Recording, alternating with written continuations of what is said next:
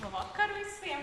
Es mēģināšu laust mazliet stīvo atmosfēru, kas šobrīd šeit ir. Un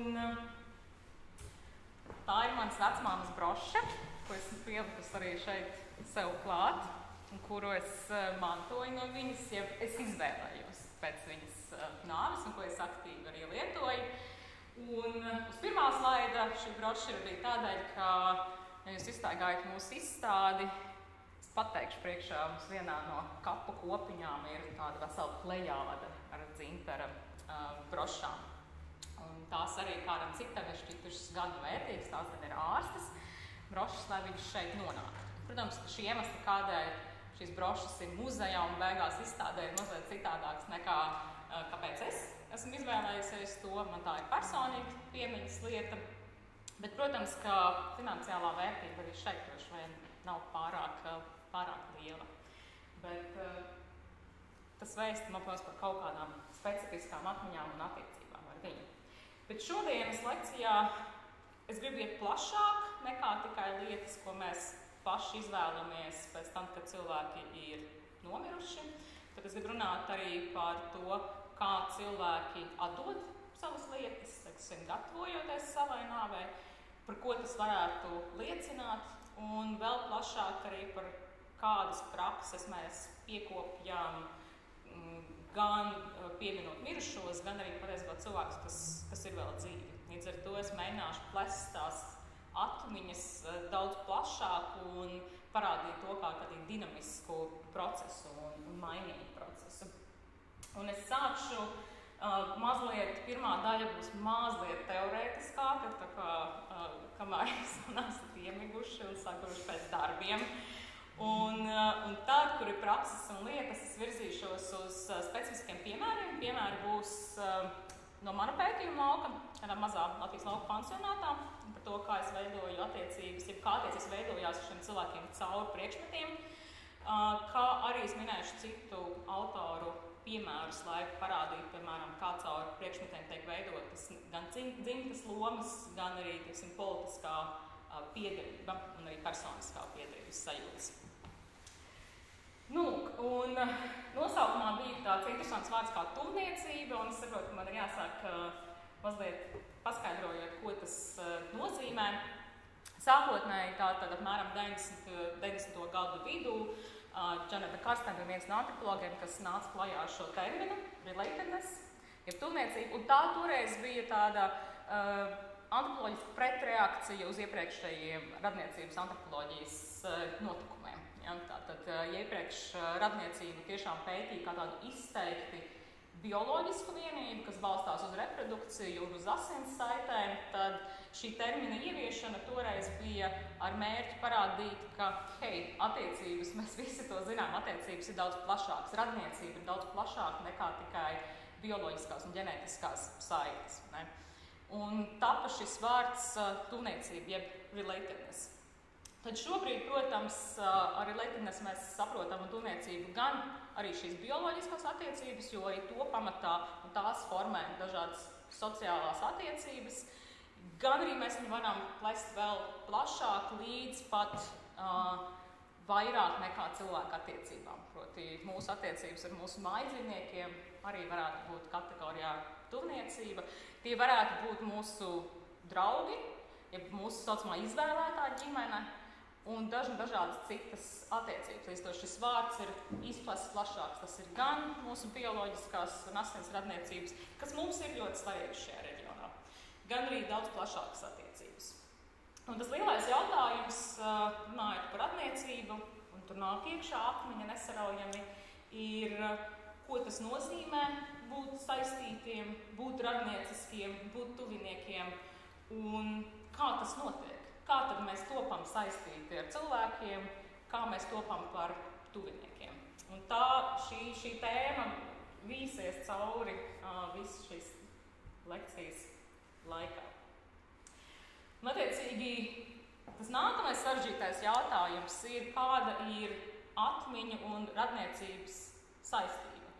Jo es domāju, ka tas nāk visai dabiski mums domāt, bet, protams, ka radniecība ir saistīta ar atmiņām. Mums ir atmiņas no bērnu dienām, mums ir atmiņas, kuras varbūt mēs paši neatceramies, bet mums ir izstāstītas, un mums sāk šķist, ka tās ir mūsējās atmiņas. Parasti pirmās bērnības atmiņas, mēram 3-4 gadu vecumā ir grūti saprast, vai mēs tiešām to atceramies, vai mums kāds izstāstīja, ka mēs esam, teiksim, tā darījuši, vai kāds notikums. Tātad mēs iemiesojam arī citu cilvēku atmiņas. Un patiesībā atbild uz šo jautājumu, kas ir kā funkcija, nav skaidra. Tas, ko mēs zinām, ka viņi patiesībā tādā miedarbīgā ciklā darbojas, un viņas ir nesaraujami saistītas. Radniecība un atmiņa nav atraujams, vai tuvniecība un atmiņa nav atraujams. Bet, kā jūs redzēsiet tālāk, atmiņa ir tāds kustīgs konglomerāts, kas nebūtu nenozīmē, ka tajā ir tikai vienīgi pozitīvas lietas. Vai ne? Līdz ar to, jā, mēs varam teikt, ka atmiņa ir gan radniecības funkcija, gan arī radniecība ir atmiņas funkcija. Tad viens nevar pastāvēt bez otra. Viņi atrodas nemateriāli tādā miedarbībā. Un tikpat sarežģīts jautājums ir par cāli un olu, kurš nāca pirmais - radniecība vai rūpes. Vai mēs rūpējamies par cilvēkiem tādēļ, ka viņi ir mūsu radinieki, vai mēs topam par radiniekiem un kļūstam par tuviniekiem tādēļ, ka mēs rūpam viens otram un tādēļ, ka mēs rūpējamies viens otram. Un šeit ir līdzīgi kā iepriekšējā slaidā par atmiņu. Arī šis ir tāds ciklisks process un mazliet atkarīgs no teorētiskā leņķa, kā uz to paskatās. Citi teiktu, ka visas sociālās organizācijas pamatā ir rūpes, un caur šiem procesiem, un šīs rūpes var mūs vest tālāk, un mūs tuvināt cilvēkiem, un mūs savienot ar cilvēkiem. Te pašā laikā mēs nevaram noliegt, ka tā pati asins radniecība mūsos ielaika pienākums sajūta, ka mums ir jāparūpējas par radiniekiem, kurus iespējams mums ne īpaši patīk. Ja? Bet mēs tik un tā braucam ciemos, mēs sakrāmējam malku un mēs darām darbības, iespējams ne ar īpašu mīlestības izpausmi un īpašu sirsnību, bet mēs to darām. Ja? Līdz ar to šeit arī ir tā appusējība, mēs rūpējamies par cilvēkiem, tāpēc, ka mēs esam radinieki. Mēs dažreiz arī mīlam cilvēkus, tāpēc, ka mēs esam iemācīti mūs mīlēt un mēs esam radinieki, tā pašā laikā arī otrādi. Ja? Caur rūpēm var tapt tuvniecība un var arī netapt. Ne? Jo, kā piemēru var sniegt, mēs parasti runājam arī par rūpēm, vienmēr tiek nošķirts šīs institucionālās rūpes un, teiksim, ģimeniskās rūpes. Un mums ir sajūta, ka tās vienas ir augstas un mehāniskas, un otras savukārt vienmēr tādas siltas un mājīgas un mīlestības piepildītas. Tā pašā laikā pētījumi, protams, rāda, ka arī šīs mehāniskās un augstās rūpes institūcijās nebūtu obligāti tādas nav. Tās var būt tādas, bet var arī nebūt, un tās arī var formēt ārkārtīgi ciešas un tuvas attiecības. Un savukārt, ja runājam par radniecību, tad, kā es minēju iepriekš, tas, ka mēs par kādu rūpējamies, nenozīmē, ka tur obligāti pamatā ir siltas un mīlošas jūtas. Un tas ir kaut kas, par ko parasti mums ne īpaši patīk domāt, bet ka radniecība nav vienmēr tā visdrošākā, visjaukākā un vissiltākā saliņa. Patiesībā tās ir ārkārtīgi kompleksas un sarežģītas attiecības, kas nevienmēr ir patīkamas. Ne? Un līdzīgi ir arī kā par rūpēm. Un, ja mēs ejam plašāk, tad jā, mēs par rūpēm runājam, tāpēc arī tika pieminēta šī muzeja misija, ka rūpes ir pamatā sociālajai organizācijai. Proti, daudzas darbības sabiedrībā notiek tādēļ, ka mēs par kādu rūpējamies, vai kāds rūpējas par mums. Un kaut vai paskatāmies uz sociālo nodrošinātības tīklojumu, ja, teiksim, kaut kādu sociālo pakalpojumu tīklojums. Tas ir paredzēts, lai arī cik caurumēns tas nebūtu Latvijā un citās valstīs, tas ir paredzēts, lai mūs noķertu kaut kādā brīdī, kad mēs paklūpam.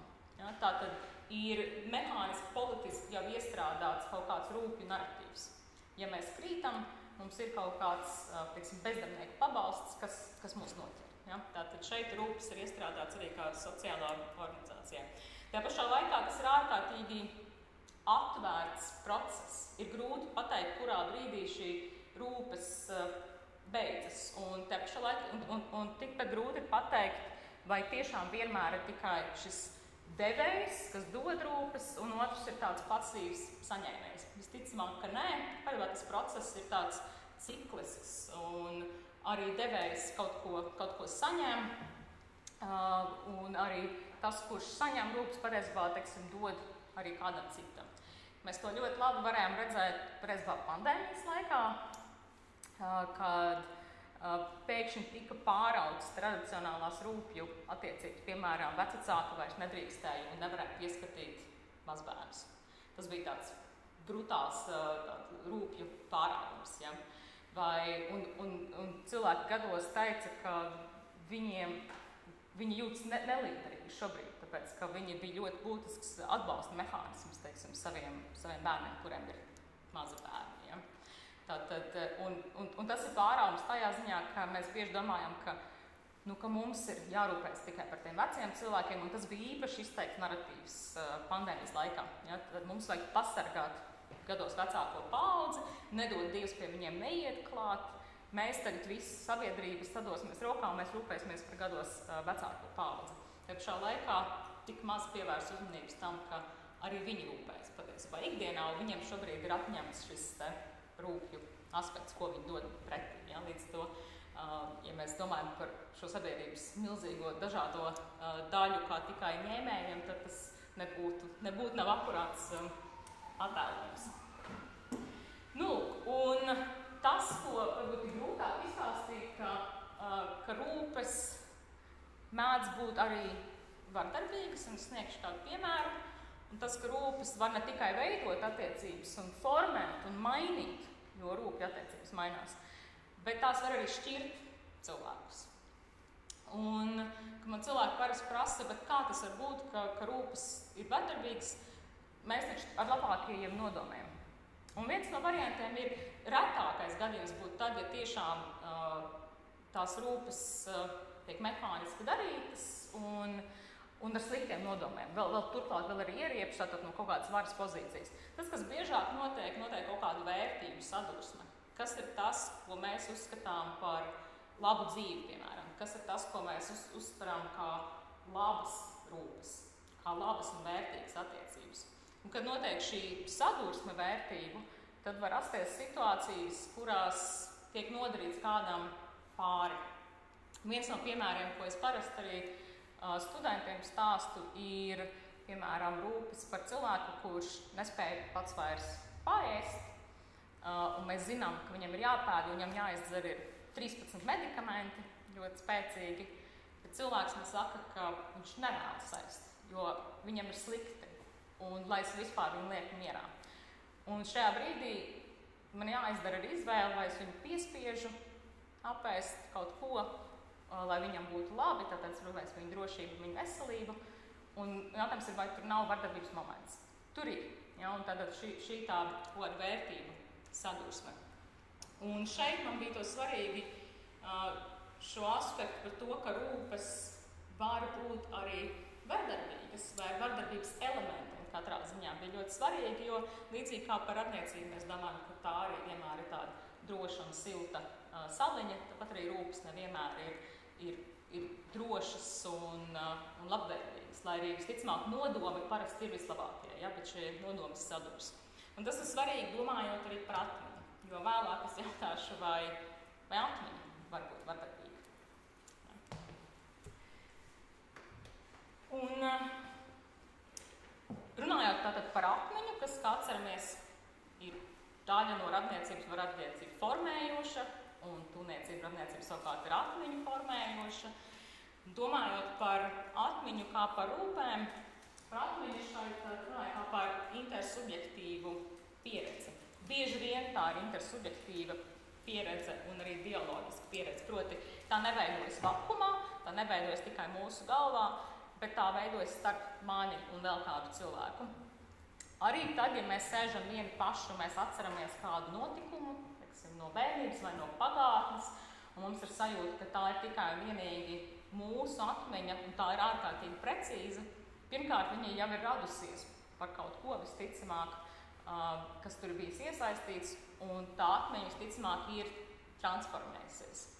Tas ir, ja jūs atceraties Ginter Grasa grāmatu Lobot sīpolu, kur viņš salīdzināja atmiņu ar sīpolu, kur loba nost vienu miziņu, otru miziņu, un viņi nepārtraukti mainās. Tas aizvien ir sīpols, un tā aizvien ir atmiņa, bet šī atmiņa nepārtraukti mainās.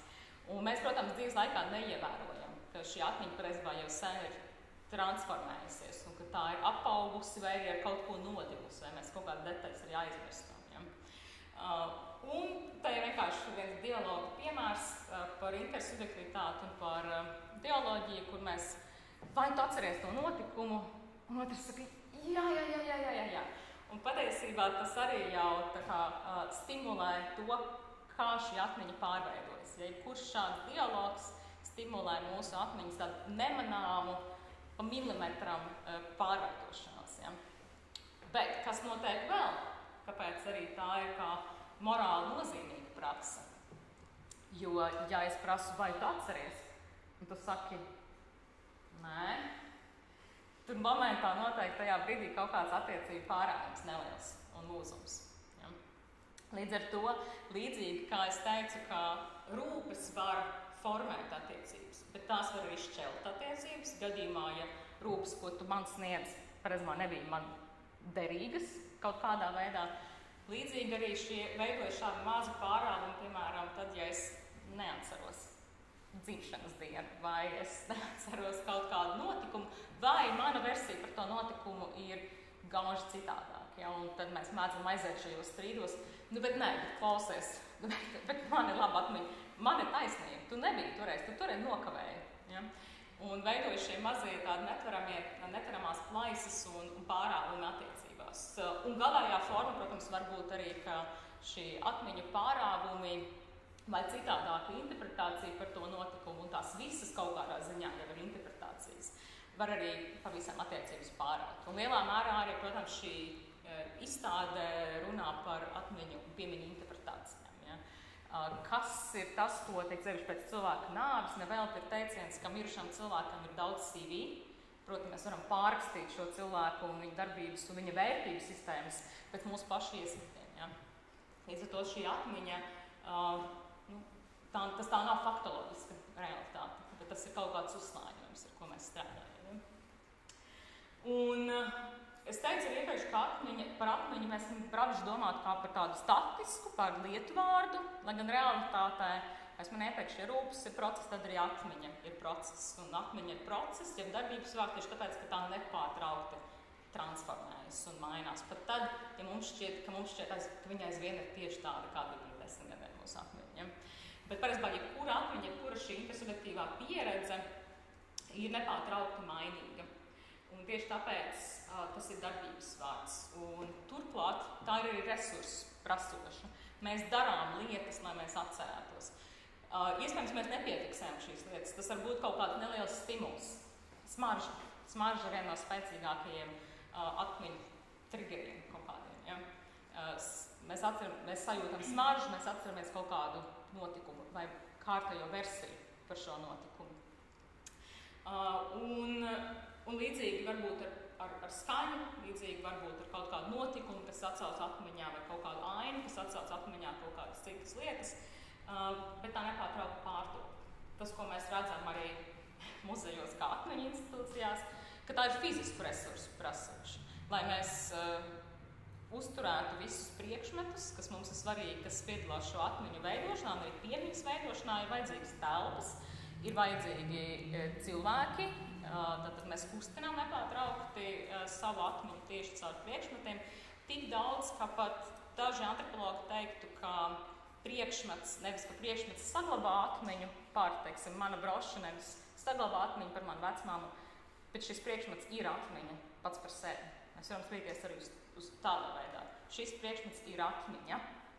Tad tas nav vairs tikai kaut kāds objekts. Ja? Tas ir kaut kas daudz vairāk. Viņš ir kaut kāda attiecību esence. Un tad, kad, teiksim, pēc manas nāves šī broša nonāktu otrajā elpā vai kaut kādā citā second-hand veikalā, tad notiktu atmiņu pārāvums. Un notiktu arī attiecīgi manu rūpju pārāvums par šīm attiecībām ar manu vecmāmu. Tātad sāktos kaut kāds pilnīgs cits šīs lietas tālākā dzīve, cits pielietojums, citas jaunas atmiņas. Bet tās attiecības, kas bija man caur šo priekšmetu ar manu vecmāmu, viņas izbeigtos, jo šī atmiņa kaut kādā veidā izbeigtos, ja viņi mainītu savu īpašnieku. Un esmu šeit ielikusi piemēru, es nezinu, vai esat redzējuši šo filmu, Mana māte valsts, Ieva Ozoliņa, 22. gads. Un šajā dokumentālajā filmā viņa sako līdzi vienai no māsām, kreisajā pusē. Un viņa uzzina, ka viņa zina, ka viņa ir adoptēta, bet viņa uzzina, ka viņai ir māsas gan Latvijā, gan arī citur pa pasauli izkaisīts. Un viņa ir visjaunākā meita. Līdz ar to viņas atmiņa par to, kas notika un par to, kas vispār ir šajā viņas asins radniecībā, ir ārkārtīgi traucēta. Tik tā traucēta, ka viņa viena no 3 māsām, ko viņa vēlāk satiek, vispār neatceras. Un viņa arī nezina viņu vārdus, tāpēc, ka vārdi ir mainīti, un tā, protams, tā ir vēl viena liela tēma, ja kā notiek adopcija un kā caur adopciju sociālās jaunās attiecības tiek pielīdzināts. Mēs pielīdzinām juridiski bioloģiskām attiecībām tik tālu, ka mēs dzimšanas certifikātos rakstām jauno adopcijas vecāku vārdus, un mēs dzēšam pilnīgi visu iepriekšējo vēsturi par šo cilvēku. Līdz ar tas, ar ko viņa saskaras šajā filmā, ir pirmkārt nenormāls birokrātijas sloks. Viņai nedod ziņas par viņas bioloģiskajām māsām, tāpēc, ka pēc jauniem dokumentiem viņas nav māsas. Viņām visām 4 ir dažādi vecāki, un viņai pēc mūsu likumdošanas nav tiesības redzēt tādas sensitīvas ziņas par šiem pārējiem 3 svešiniekiem. Un kam, protams, šeit birokrātijai ir arī, varētu būt vēl tālajošākas sekas. Piemēram, mēs runājam par medicīnas vēsturi, konkrētā cilvēka medicīnas vēsturi, viņi nevar uzzināt neko tādu. Ja? Un Ieva Ozoliņa sako šim procesam, kā viņa laužas cauri birokrātiskiem slogam, tāpēc Mana māte valsts, ja, kur arī māte ienāk, kur valsts ienāk radniecības attiecībās un arī atmiņu formēšanā patiesībā, un arī rūpju formēšanā, ja tad rūpes arī šeit ir politiskas un sistemātiskas. Un beigās viņi tad satiek šīs te māsas, pieņemsim, ka māsas īsti nevaram pateikt, kas viņas ir. Ne? Bet viņas atmiņa ir, kā es minēju, ir traucēta. Un tad tas jautājums, ko mēs varam uzdot, ka skaidrs, ka mēs varam domāt, ka atmiņa vai aizmiršana ietekmē mūsu pagātnes attiecības. Vai tas ir par pagātnes attiecībām ar cilvēkiem. Bet šajā gadījumā, viņas gadījumā, tas ir arī, un arī mūsu visu gadījumā, tas ir arī par tagadni, un tas ir arī par nākotni. Kaut kādā ziņā tātad mūsu atmiņas par pagātnes šiem notikumiem vai pagātnes cilvēkiem ir arī nākotni formējošas. Iedomājieties, viņa aug viena pati, viņai nav 3 māsu, viena no viņām vispār neatceras. Tad viņas satiek, viņa uzzina, ka bija vēl tā 4. Un viņas izpratne par to, kas viņa ir, no kurienes viņa nāk un kas viņa vispār būs, ir radikāli mainījusies. Tad šeit tā atmiņa viņai iedod it kā ģimeni, ka šā laikā, it kā ģimeni, šā laikā arī šeit milzīgi pārāvumi, ja?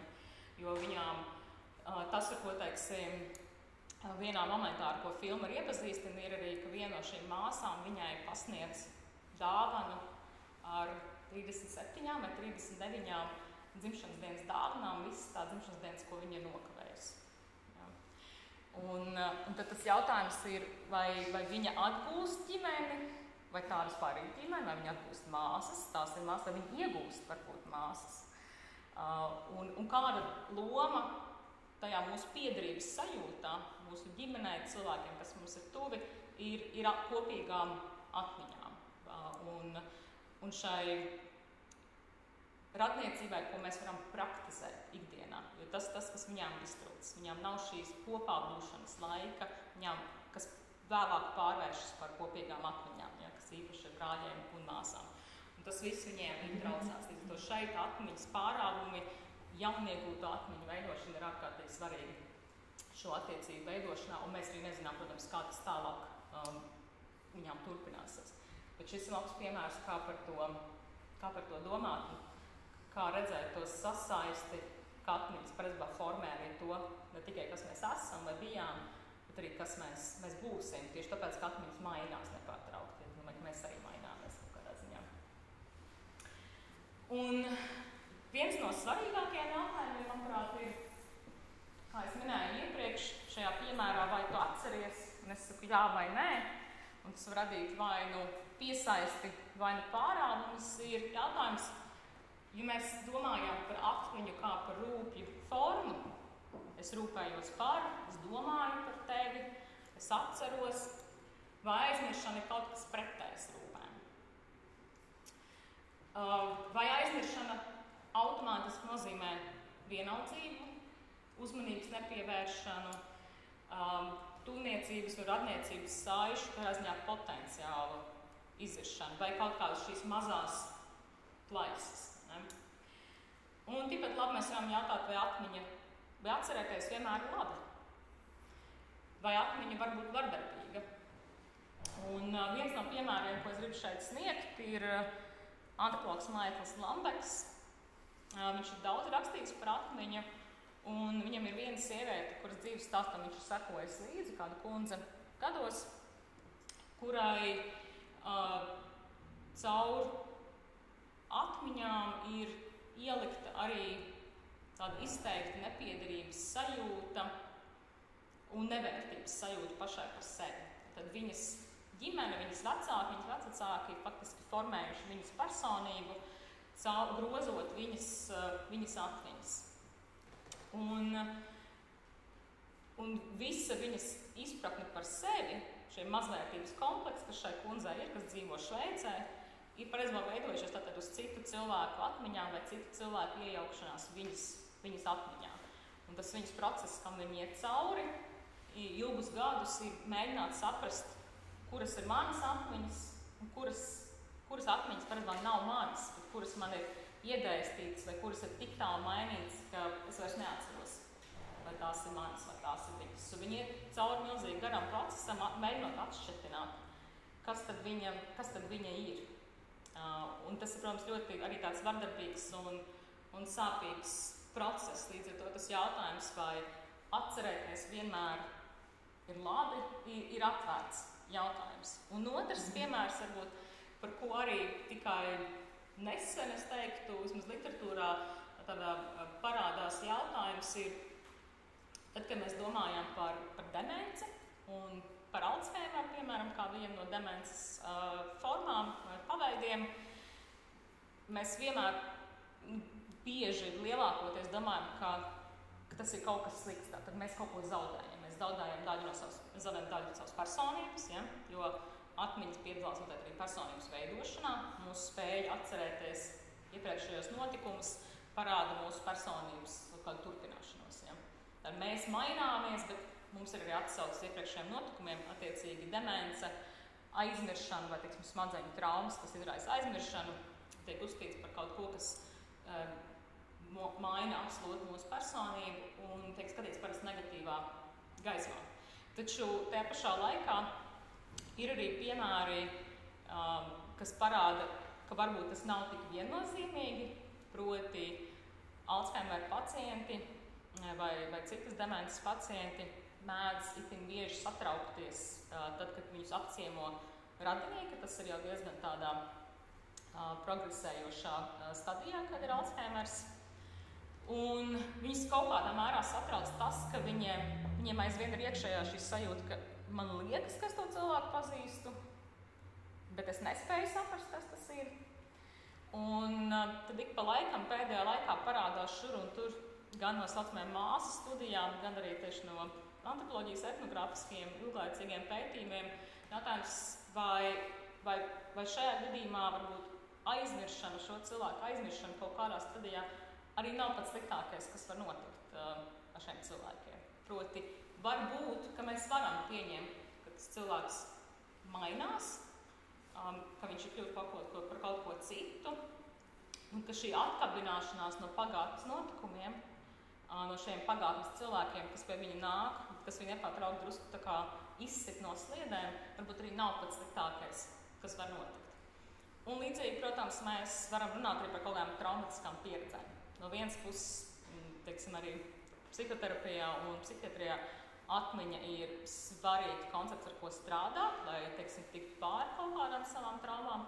Pašā laikā atmiņa, protams, ir arī mūsu pasargājoša, vai atmiņas pazušana ir mūsu pasargājoša. Ja? Vai it sevišķi, piemēram, kaut vai šīs kundzes gadījumā, ko es minēju no Šveices, kur tās pat nebija viņas atmiņas. Ja? Un tad viņai ir jāmēģina izslēgt šīs atmiņas laukā un iegūt pašai vai atcerēties pašai savējās. Ja? Līdz ar to es gribēju šeit ienest iekšā to stīgu, un aicināt domāt gan par rūpēm, kā kaut ko daudz sarežģītāk nekā tikai es dodu un otrs saņem, es esmu aktīvais un otrs ir pasīvais, un arī par rūpēm kā ne tikai, ne obligāti, vienmēr kaut ko ārkārtīgi skaistu un labi, ja? Par kaut ko ārkārtīgi sarežģītu patiesībā, jo šis ir tas atvērtais process un principā mēs sekas nekad līdz beigām nevaram saprast, ja, kamēr šis process nav beidzies. Un līdzīgi arī par atmiņām un par atcerēšanos. Ja tas ir process, kas ir nepārtraukti mainīgs, tad mēs, protams, nezinām tās sekas vēl aizvien. Un arī tur var notikt pārāvumi, plaisas attiecībās, ietekmi uz personību, dzimtas lomām, par ko es runāšu arī tālāk. Ja? Tātad šie procesi ir daudz sarežģītāki patiesībā. Un tagad es nonāku līdz lekcijas otrajai daļai, kur es sniegšu vairākus piemērus, kas patiesībā tas runās, kas atsauksies uz visu to, ko esmu iepriekš stāstījusi. Un šeit ir smilkus divas bildes. Viena bilde ir no man personīgi, tie ir mani vecāki. Un šis ir tas, ko visi zina un ko liela daļa latviešu darām. Mums ir kaut kāds prakses, ko mēs darām, lai mēs atcerētos un lai mēs uzturētu attiecības arī ar mirušajiem. Ja? Mani vecāki ir guldīti Ivana kapos. Tie ir pareizticīgo un vecticībnieku kapi. Jo mans vectēvs, it kā nāca no tā gala. Ja? Un mēs esam retie latviski runājošie šajos kapos, bet kapi ir ārkārtīgi dzīvelīgi. Iesaku aiziet, tagad ir brīnišķīgs skaists laiks, lai pastaigātos pie Ivana kapiem. Un tur ir ļoti skaisti tā apmeņi. Mums tur tā pa labi ir viens Romu saimes kaps. Māte, kundze gados ir mirusi, un viņiem ir pie kapa tāds, apmēram šādi gara un tāds ozolu koka galds. Tāds liels, tā kā parkos, kad liek, kur var piknikot. Un tad, kad šai kundzei ir jubileja, vai nu nāves diena, vai nu dzimšanas diena, vai piemēram uz lieldienām, tur sanāk tāda liela, plaša, skaļa ģimene ar dzērieniem un ar ēdieniem un ar mūzikas bateriju ik pa laikam arī dzen, un tur notiek tāds normāls tusiņš. Un lieldienās šie kapi vispār pārvēršas par tādu piknika vietu. Tur cilvēki liek sēdziņas, citiem jau kā vecīnieku un prēcīgo kapos ļoti bieži ir galdiņi. Un tu var redzēt arī pavisam parastās dienās, ka viens atnāk ar savu kortelīti un izliek dasmaizīti un sev un otram uzspēlē šahu ar partneri. Tātad notiek ārkārtīgi dzīves šīs prakses, ko mēs darām ar dzīvajiem. Mēs ēdam kopā. Es iepriekš jautāju, vai mēs atceramies, tāpēc, ka mēs esam radinieki, vai mēs radinieki pēc kā atceramies, tu pašu pajautāt par ēdienu. Ja? Vai mēs ēdam kopā tāpēc, ka mēs esam radinieki, vai mēs esam radinieki tāpēc, ka mēs ēdam kopā. Un te ir tieši tas pats notiek, ka tad turpina uzturēt šīs attiecības ar mirušajiem cilvēkiem. Citi to dara, citas konfesijas to dara kapsvētkos, kas mums ir visai izsēti. Ja? Tad arī, teiksim, šeit ikdieniši. Un arī es katru reizi, kad es aizbraucu, es vai nu atstāju kaut ko ēdamu, vai ja man līdzi ir mazā konjaka pudelīte apakam garšoja, tad es vienmēr padalos ar cilvēku. Un tātad uztur šīs attiecības. Un tas lielā mērā uztur arī manas atmiņas par viņiem. Ja es turpinu kaut kādas lietas, ko mēs viņiem kopā darījām, es turpinu ar viņiem darīt arī tad, kad viņu vairāk nav. Un otrs piemērs ir Rebeka Nelsone, antropoloģe, kur ilglaicīgi ir pētījusi gradnieciskās attiecības Mongolijā, burjetus. Un šis ir ļoti interesants piemērs, kāpēc ir pielikt politika klāt. Tātad šeit tā ir viņas fotogrāfija no viņas pētījuma lauka. Burjetu ģimenes mājā pie sienas bija fotogrāfija kolāžas vairākas, kas attēlo Burjetu ģenealoģisku akmeņu karti. Un kāpēc tas ir svarīgi? Un šie cilvēki, liela daļa, kas šajās fotogrāfijās ir redzama, daļa no viņiem ir dzīvi, daļa no viņiem ir miruši. Un burjetiem tradicionāli ir bijusi saucamā agnātiskā radniecība, kas ir balstīta caur vīriešu līniju, bet atšķirība no padomju Krievijā radniecības formām, viņiem bija ārkārtīgi stiepās pagātnē, proti vairākās paudzēs mirušie cilvēki aizvien piedalījās dzīvē radniecībā. Proti viņi formēja savu personību, balstoties nevis tikai uz vienu vai divām iepriekšējām paudzēm, saviem vecākiem, vecākiem, bet tas, kas viņi ir kā personības, ir balstīts vairākās paudzēs un tādā milzīgā tīklojumā caur vīriešu dzimtas pārstāvjiem. Un tas ir kā viņi sev definē. Un tas ir ārkārtīgi būtiski. Nākot Staļina režīmam 30. gadi, šī ģenealoģiskā radniecības forma tika uzskatīta par padomju varai nelabvēlīgu un pat apdraudošu. Katrā ziņā nesaskanēja ar staļinismu ideoloģiju. Un viņi, protams, tika vajāti, kā jau etniskā minoritāte, bet daudzās mājās tika arī dedzinātas šāda veida ģenealoģiskās kartes, lai pārtrauktu atmiņu par to, kā veidojas viņu radniecība. Viņiem ir izteikti kāds vai no vidus, vai no kaut kur augšējā kreisējā vai labajā stūra. Šī radniecība sākas ar vīriešu dzimtas pārstāvi, un tad tur miksēti kopā mirušie dzīvie visādi cilvēkiem. Tad tie tika dedzināti. Un tas, ko Emsona šeit ir fiksējis fotogrāfijā, ir viens no saglabātiem vai no jaunu izveidotajiem ģenealoģiskajām kartēm, kas patiesībā ir ļoti būtisks viņa identitātei. Tātad ne tikai kas es esmu kā individs, bet kas es esmu arī kā burjetis. Un viņi mēģināja saglabāt šīs prakses vai atjaunot šīs prakses.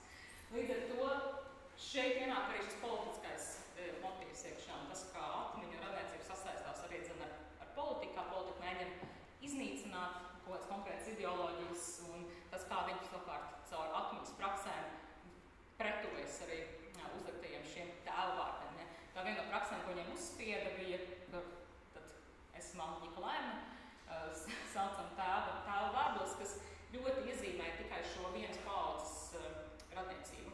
Viņiem bija savukārt svarīgi viņu pašu identitātei, ka viņi ir kaut kas vairāk nekā šī viena paudze. Otrs piemērs no praksēm, ko mēs darām, ir arī no Emsonas.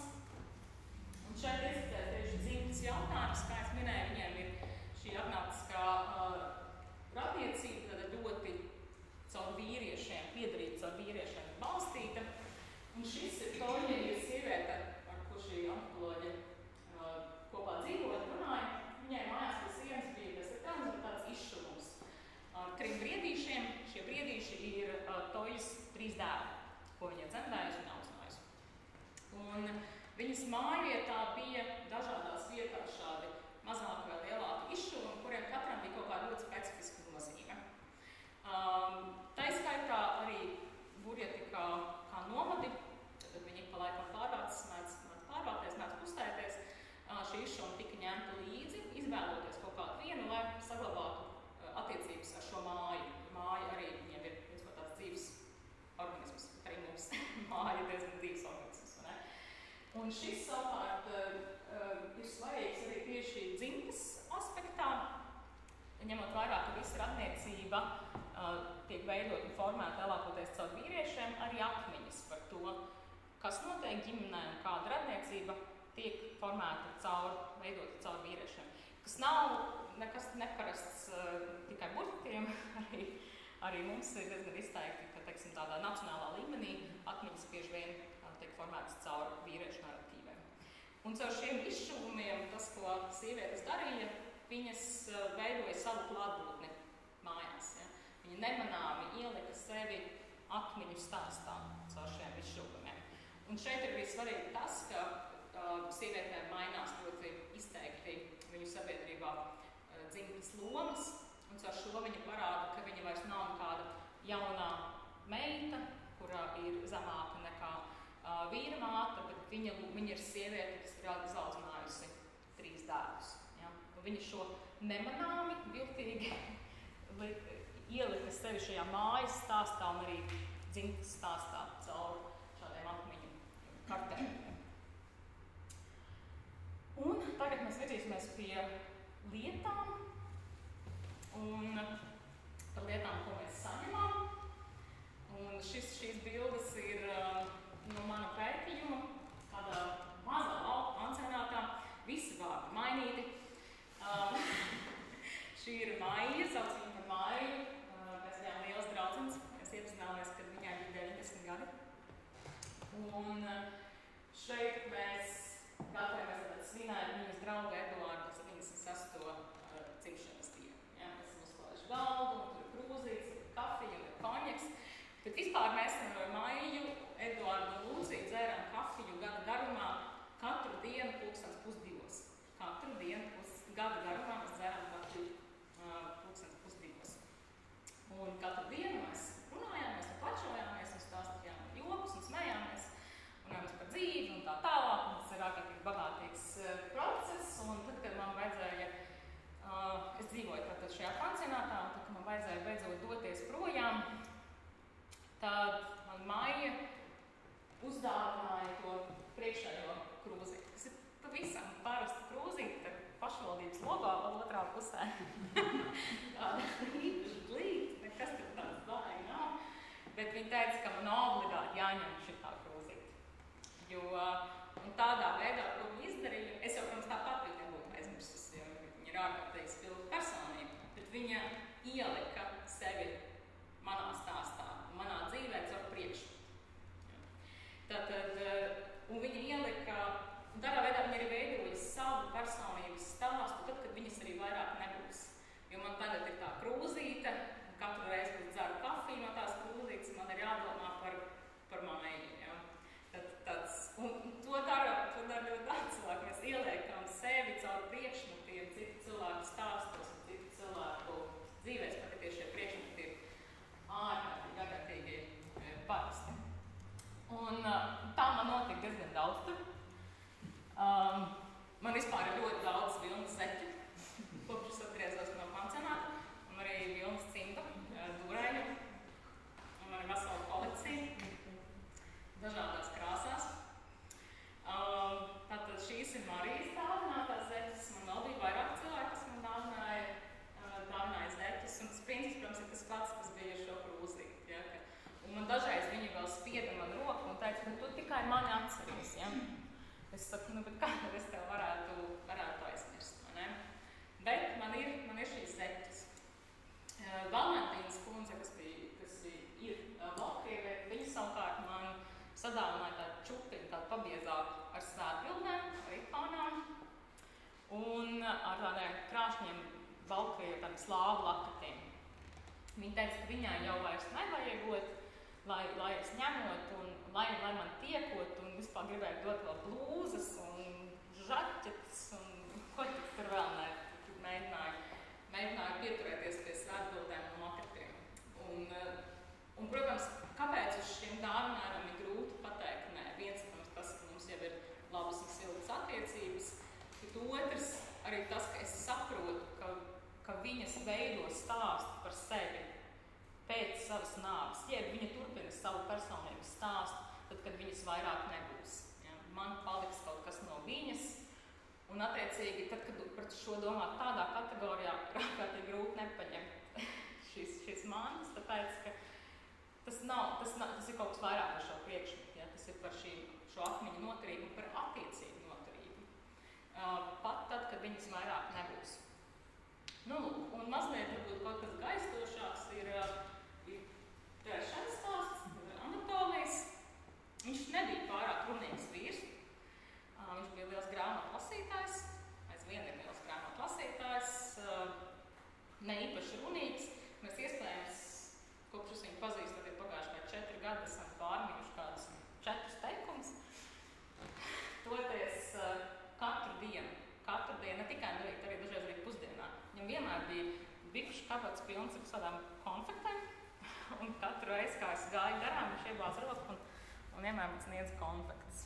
Un tāds bija katru dienu gada garumā. Un arī tagad, kad es aizbraucu ciemos uz pansionātu, es satieku Anatāliju, es zinu, ka viņam bikšu kabatās ir konfektes. Un tas atkal, tas ir kā no viens puses gaistošāks kaut kas, jo konfektes nevar tik ilgi saglabāt kā svētbildes un lakatas, bet arī viņš veidoja par sevi stāstu un ļoti spilgtu saknes. Es varbūt šobrīd es ieraugu citas konfektes un man jādomā par Anatāliju. Ja? Un es atceros kaut kāds konkrēts, ieraugu konkrētu konfekšu papīrīti, konkrētu konfektu, man, šitās Anatālija garšoja, vai šīs negaršoja, šīs viņš vienmēr man deva. Nu jā, līdz ar to, jo atkal ir kaut kāds mazs niecīgs priekšmets, ar ko mēs ieliekam sevi citu cilvēku stāstos un citu cilvēku dzīves gājumos.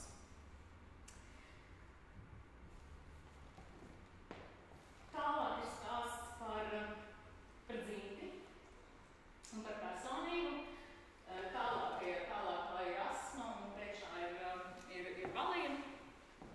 Un Rasina bija tāda ārādi jauka kundzīte. Viņai garšoja moka, melnais bāzums, un viņa gribēja dejot.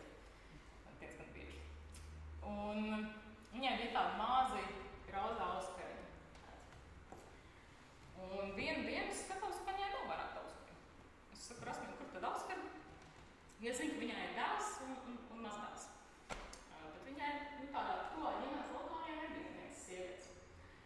Viņa saka, ka viņai ir sazvanījusi kaut kāda radinieka, kurā tur pakāpēja mazmeitiņa un atdevusi mantojumā tos auskariņus. Es prasu, bet tev jau pašais izskatījās. Viņa saka, ka viņai jau vairs nevajag.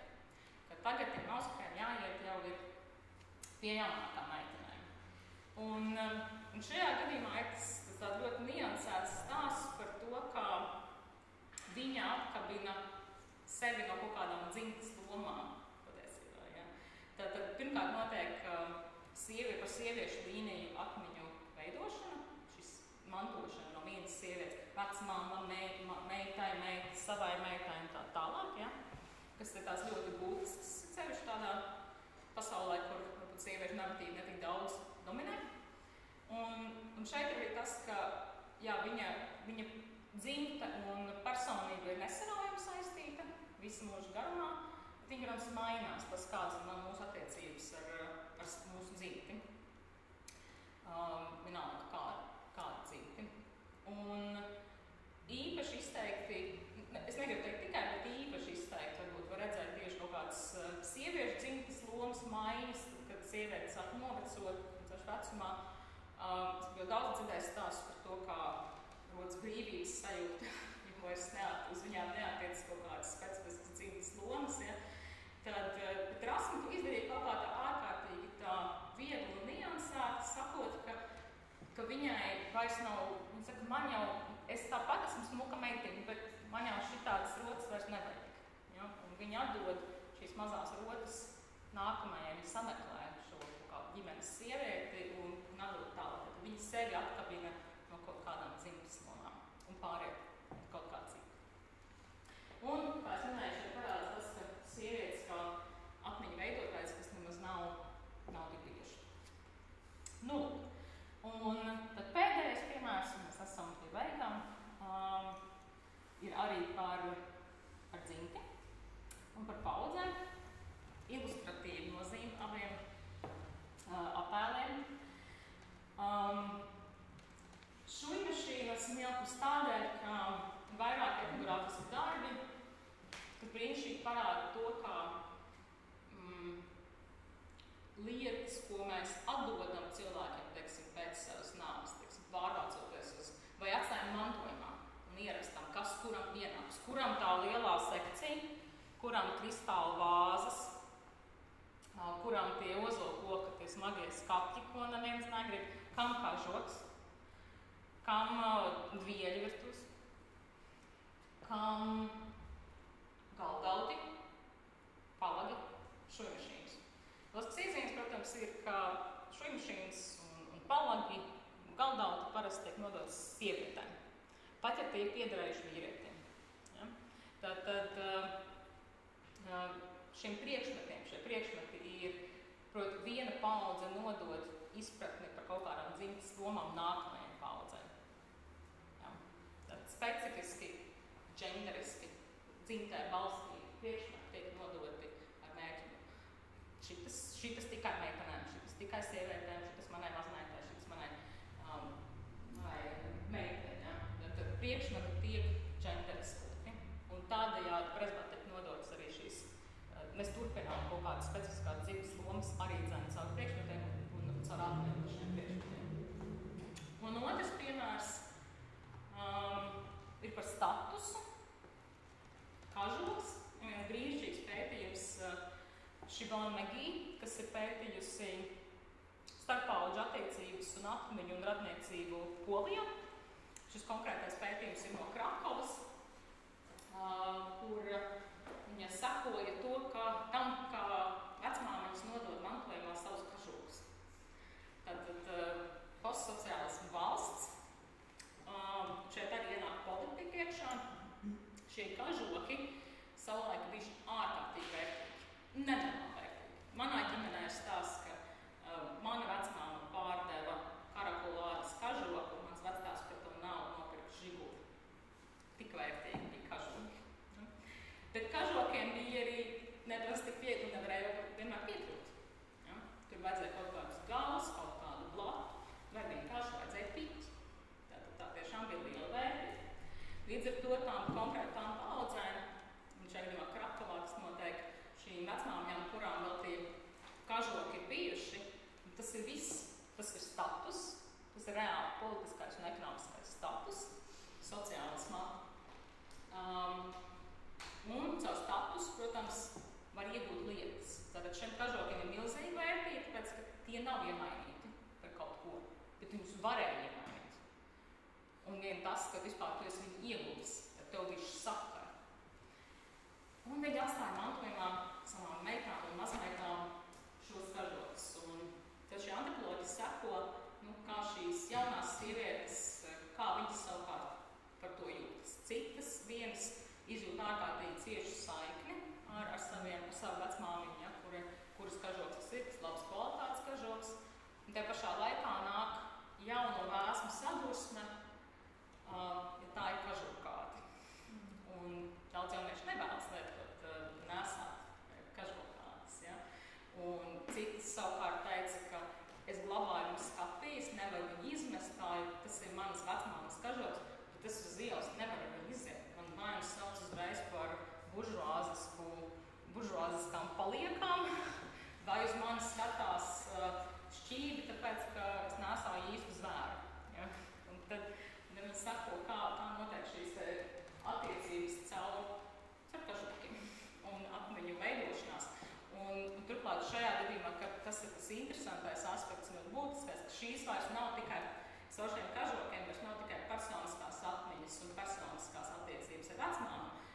Caur kažoku tiek nodotas arī atmiņas par sociālismu, ja par politisko iekārtu. Priekšmeti nes uz priekšu arī šos stāstus, kas ir nacionāla līmeņa stāsti. Un tur, protams, varētu izvērst atsevišķu lekciju par to, kā mūsu atmiņas sasaistās arī ar nacionāla mēroga atmiņām. Šeit ir tas dubultais stāsts, sociālisma stāsts un sociālisko vērtību stāsts, kurš ir cauri laikam un ir cauri nonāk līdz pat mūsdienām. Nu, un tad kopsavēltot, tātad, ja, atmiņa ir kaut kas ārkārtīgi miedarīgs, kas piedalās attiecību veidošanā, tikpat labi arī šķelšanā, ne tikai obligāti pozitīvi formējušas. Piedalās mūsu personības, dzimtas lomu, statusu, politisko un personisko piederību veidošanā. Un atmiņa ir arī spēja un instruments, kam mēs piešķiram, protams, ārkārtīgi svarīgu nozīmi, un mēs uzskatām tādu rūpju ētikas ārkārtīgi svarīgu nozīmi. Un tas ir tas, kā mēs visbiežāk domājam par atmiņu, ka atcerēties nozīmē rūpēties. Taču atmiņa, protams, ir mainīga, un tā var kaut kādos brīžos būt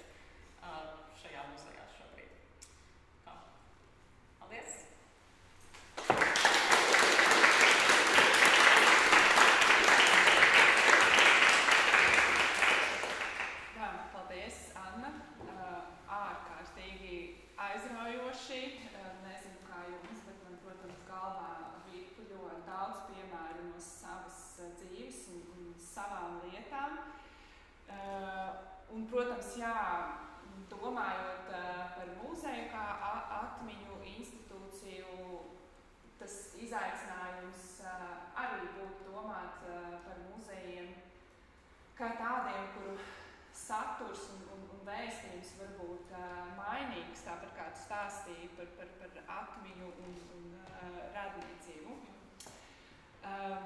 Bet tad lūdzu varam atklāt jautājumu sadaļu, vai varbūt kāds arī vēlas dalīties ar kādu piemēru aizraujošu. Komentāri.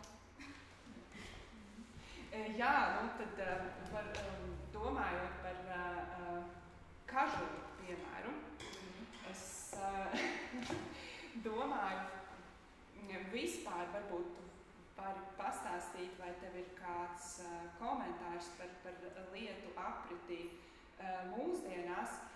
Mans priekšstats ir tāds, ka kopumā cilvēkiem pieder mazāk lietu, un ka kopumā tomēr tām lietām mēs piešķiram mazāk nozīmes dažādu apstākļu dēļ, tā skaitā arī ekonomisko apstākļu dēļ, kur mēs esam maksimāli patērētāji. Kā tev šķiet, vai lietām vēl joprojām ir tikpat liels potenciāls glabāt atmiņas arī nākotnē, kas, protams, arī tā interesanti liktu domāt par muzeju nākotni, vai ne? Tā kā mēs pārsvarā esam balstīti uz lietām. Es domāju, ka jā, pat ja cilvēkiem ir lietu, man liekas, ka daļai lietu ir mazāk, kas iet tā kā uz zero waste. Un daļai cilvēki savukārt šajā ātrās modes vai kaut kā kapitāls metros, vai daudz vairāk visādu mazu loriņu mājās. Ja. Bet es domāju, ka tur ir bišķiņ jānošķir kaut kādu lietu apriti, kurām mēs par kurām nedzīvo atmiņas, vai kuras nekļūst par atmiņām, un tad ir tās lietas, ko mēs tomēr izvēlamies, teiksim, ceļš, gribam atcerēties kaut kādu notikumu vai cilvēku, manuprāt, viens saglabājas šī tendence paņemt kaut kādu lietu. Tas, kas, protams, teiksim, runājot par abadījumiem, kremēšana, protams, kļūst ar vien populārāka, ja? Un tur arī, protams, vienkārši citu ideju, citu vērtību bieži vien dēļ. Bet to es gribēju minēt, laikmetā, kurā ļoti daudz, kurās mums vairs nav fotogrāfija tik daudz. Par fotogrāfijām arī ir labs jautājums par atmiņu veidošanā. Un tur dar arī mēs digitalizējam, ja mums viss ir digitāls, bet kas ir vispār tie notikumi, ko mēs fotografējam? Un tas arī ļoti ietekmē mūsu atmiņu veidošanos. Ja mēs paskatāmies, teiksim, bildes, kas paskatieties savus fotoalbumus, mums pārsvarā mēs esam smaidīgi, tie ir kaut kādi notikumi, kurus mēs fotografējam. Ja? Un fotografija arī ienes ārkārtīgi ļoti transformē, maina mūsu atmiņu gaitu. Jo tādi ikdienas notikumi ļoti reti, kad ir fotografēti, skumji notikumi ļoti reti, kad fotografēti. Ja tas nav vairs 19. gadsimta mīja, kad bija šī praksa fotografēt bērns un arī viršos. Ļoti reti tas aizvien notiek. Līdz to tas, ko mēs izvēlamies no brīd fotogrāfijas ārkārtīgi maina. Man liekas, ka vēl pēdējais punkts ir, ka mums ir būt aizvien kaut kā mums raiztīgi domāt par to, kas ir digitāls un kas arī ir priekšmets.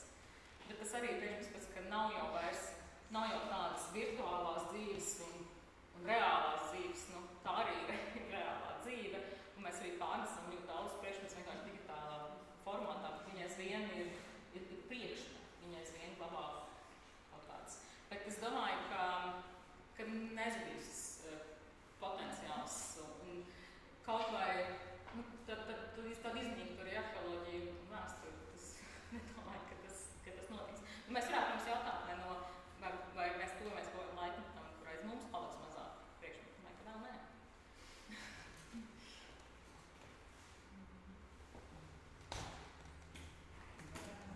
Viens jautājums. Piemiņa un digitālais laikmets. Kā komentāri, kādas sajūtas cilvēki atstāja 10 gadiem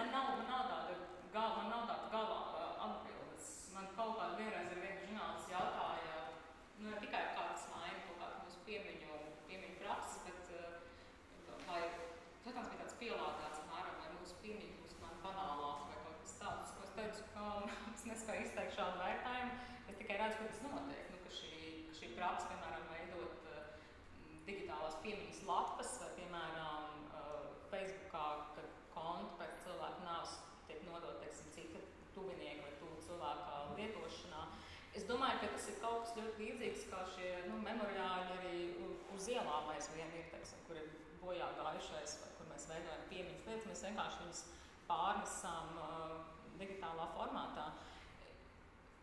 Jā, tur nāk kaut kādas neveiklības, vismaz šobrīd līdzi, ja, nu, man Facebooks ir diezgan pilns ar cilvēkiem, kurus aizvien apsveic dzimšanas dienās, jo kāds nav pamanījis, ka šis cilvēks ir nomiris pēdējo 2 gadu laikā, ja.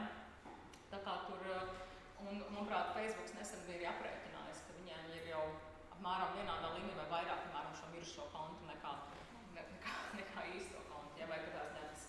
Tur, nu, tāds vraki tā kā krājas. Ko mēs ar šiem virtuāliem kaut kādām paliekām darām, nu, tāpēc ar laiku tas varētu būt kaut kādu jaunu arheoloģijas virzienu.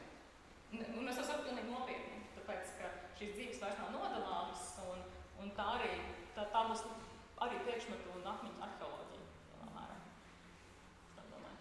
Jā, nu digitālā vide, es piebildīšu, ļauj mums tā kā vēl dzīve esot dzīvi, esamiem, būšu,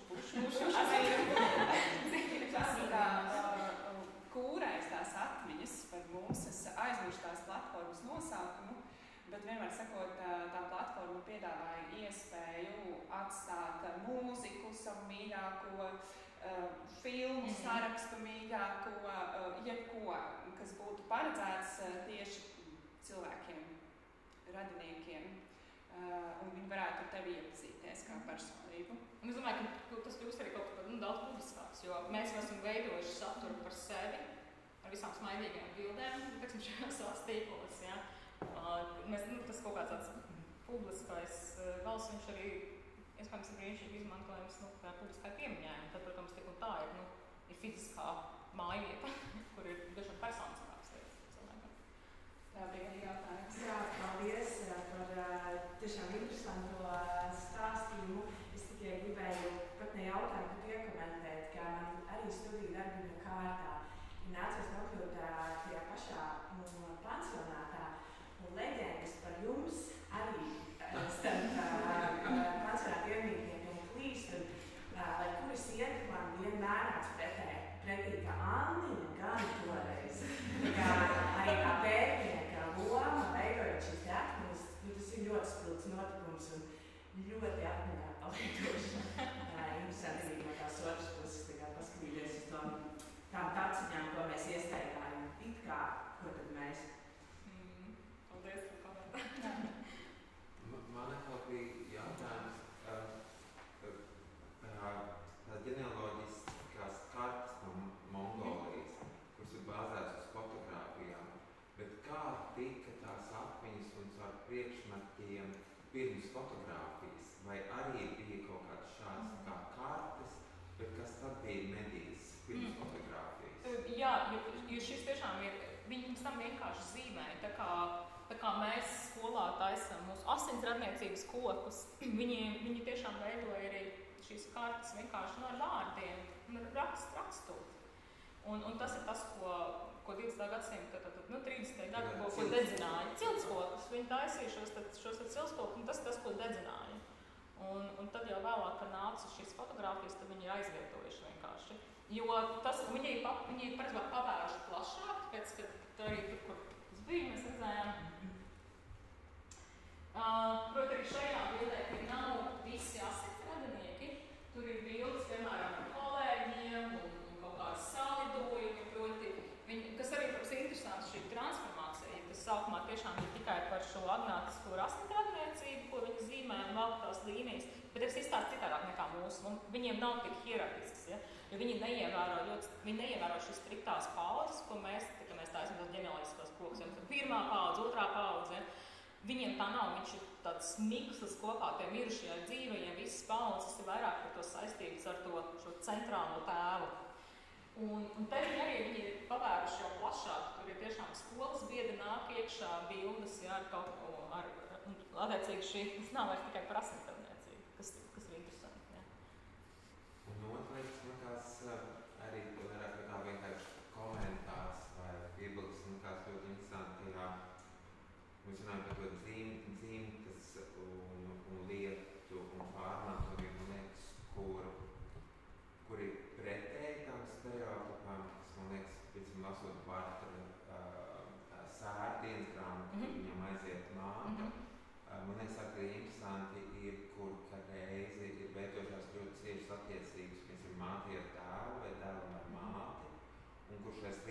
var pārņemt, viņas nevar lietot, vai viņas nevar arī izmantot savā dzimtas kaut kādā tajā identitātes lomā.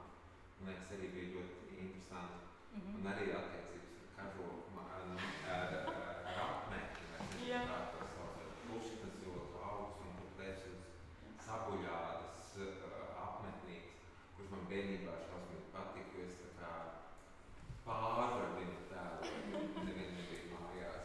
Un ka tu viņu nevari pārņemt, vai nu, ka tu viņu nevari lietot, un kā tu viņu tad atdod to skapi iztukšo, jo tās attiecības tur ir, man liekas, arī tāds dzimtas. Jā, un šis ir lielos komentārs, tāpēc, ka caur es minēju tās sekcijas vai sabuļātas kažotiņš, ja viens saskap arī tas genderiskais, tas dzimtas aspekts, kas tiek dots līdzi, bet bieži vien jau tiek dots līdzi arī uzstādījums.